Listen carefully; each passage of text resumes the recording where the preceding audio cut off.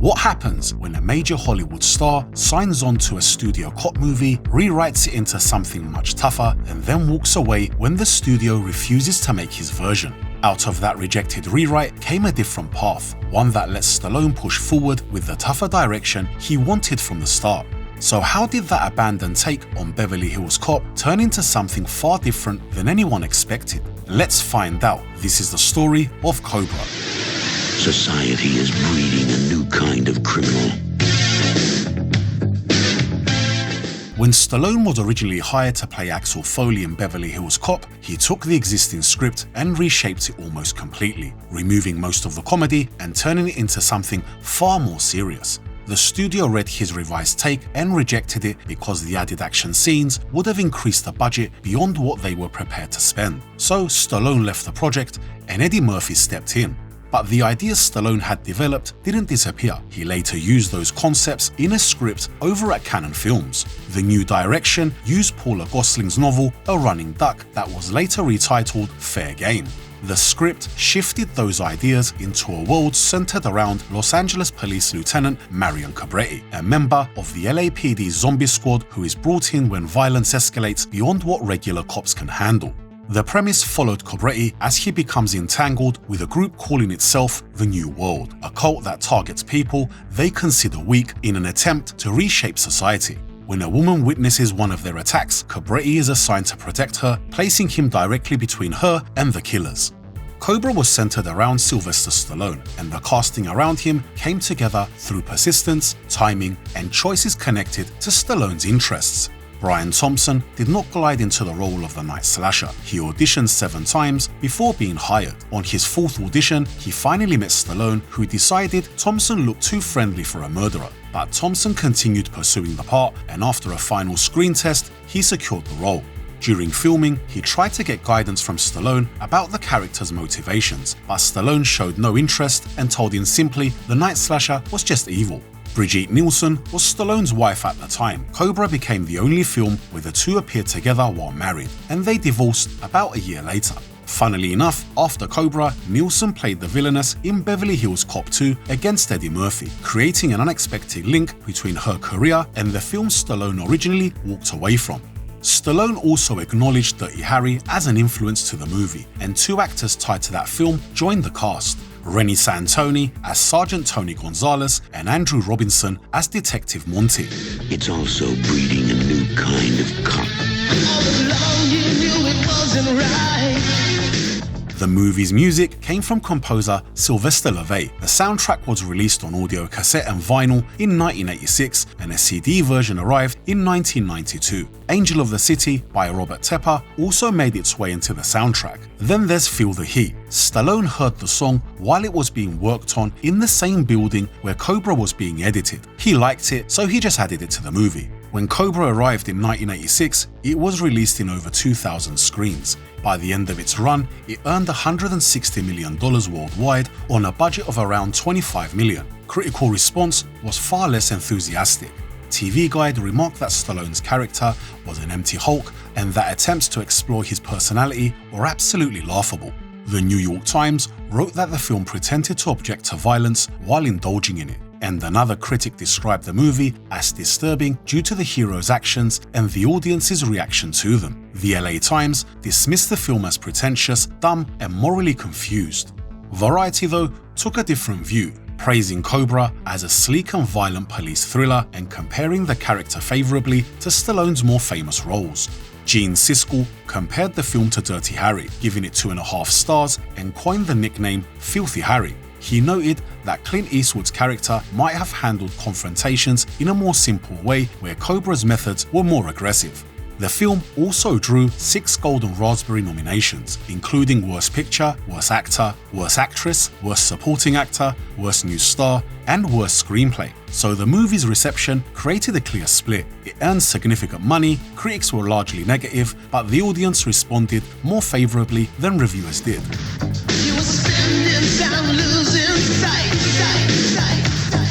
Playing games that isn't. Cobra's signature ride was not just a core prop. 4 fully customized 1950 Mercury Monterey coupes were built for the production by Eddie Paul.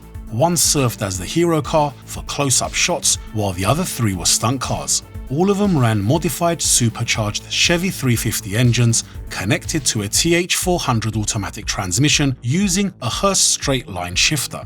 Unlike most movie vehicles that only look powerful, these were actually equipped with nitrous oxide systems that were capable of producing around 600 horsepower. There was only one Mercury that had a fully finished interior, and the crew were not allowed to use it for any heavy driving scenes unless Stallone was behind the wheel. The car that appears to be destroyed on screen was not that vehicle at all though, but rather an empty shell dragged by a winch to simulate the impact. One of the stunt Mercury cars went through several owners before eventually being restored back to Cobra specifications by Eddie Paul. The restored stunt Cobra Mercury currently resides in the Virginia Museum of Transportation, while a small number of replicas have appeared over the years.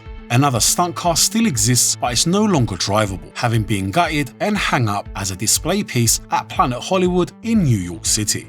The movie's hero car was kept by Stallone after filming and remained in his personal collection until it was stolen from his garage in 1994. The car turned up years later under the control of Cinema Vehicle Services, who were unaware of the car's history and attempted to auction it back in 2009. When Stallone found out, he contacted the company requesting for the car's return. They refused, and that led to a lengthy legal battle. The car was finally returned to Stallone in 2011, along with $3 million in damages.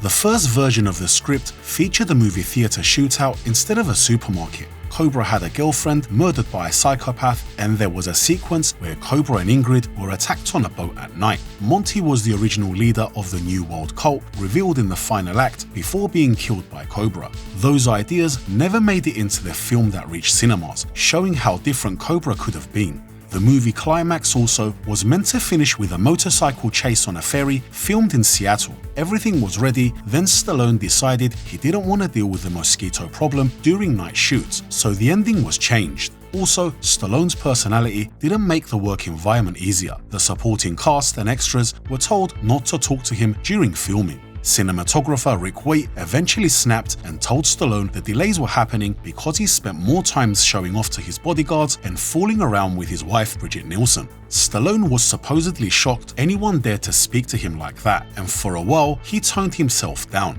Then he drifted back to the same behavior. Waite later admitted that Stallone had a great sense of humor despite his huge ego, but also said George Cosmatos was a terrible director and would have made a better producer. Given what was happening at that time, that might be the most diplomatic insult in film history. The production was not only noisy in terms of ego, it was physically dangerous. During a stunt, driver Kerry Russell intentionally smashed the van into a wall, injuring himself and another stuntman. Bridget Nielsen narrowly avoided being hit by the same van during an earlier take. There were also strange moments of unprofessionalism that made the film feel like a school project with millions of dollars on the line. When Brian Thompson performed the monologue leading up to the final fight, Stallone was not even there. He was busy watching a basketball game. Thompson delivered those lines opposite a script supervisor instead of the star of the movie. But the real battlefield wasn't the location shoots or the stunts, it was the editing room. The movie's first cut was around 2 hours. After Top Gun became a massive success, Stallone and the distributing studio Warner Brothers were worried Cobra would be overshadowed, so they re-edited the film to allow more screenings per day.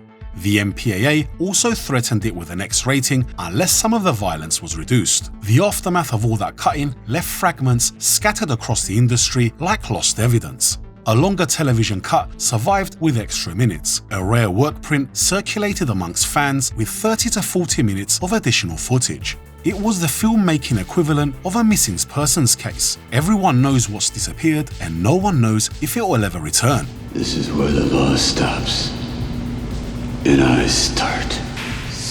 Cobra was released on VHS shortly after its theatrical run and later arrived on DVD, which kept the film in circulation for new audiences. The movie eventually received Blu-ray releases, offering a cleaner transfer and improved picture quality over previous formats. These releases made the film easy to access long after its time in cinemas, ensuring it stayed available for action fans who preferred owning physical media.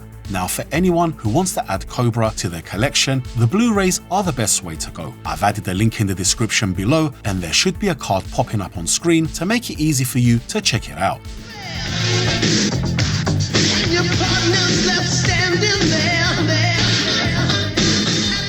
Cobra never became the franchise it was once positioned to be. In 1987, Stallone and Cannon Films attempted to move ahead with a sequel called Cobra Part 2, but the film never materialized.